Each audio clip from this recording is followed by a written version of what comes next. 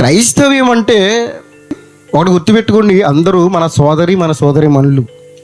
మనమందరం ఒకే తండ్రి నుంచి వచ్చాం, మనమందరం ఒకే దేవుడి నుంచి వచ్చాం. ఆ ఒక్కని నుండి వచ్చాము కాబట్టి మనమందరం కూడా ఎవరు చెప్పండి?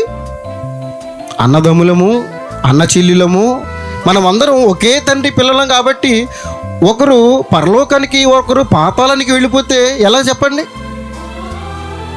కాబట్టి కొందరినైనా దేవుడు మనకిచ్చిన ఈ జీవితకాలంలో, దేవుడు మనకిచ్చినటువంటి ఈ ఆయుష్కాలంలో కనీసం కొందరినైనా వాక్యాన్ని చెప్పి, కొందరినైనా సరే మనము దేవుని వైపుకి ఆకర్షితులుగా చేయాలనేటటువంటి ఈ భావనతో మనం ముందుకు వెళ్తూ ఉన్నాం.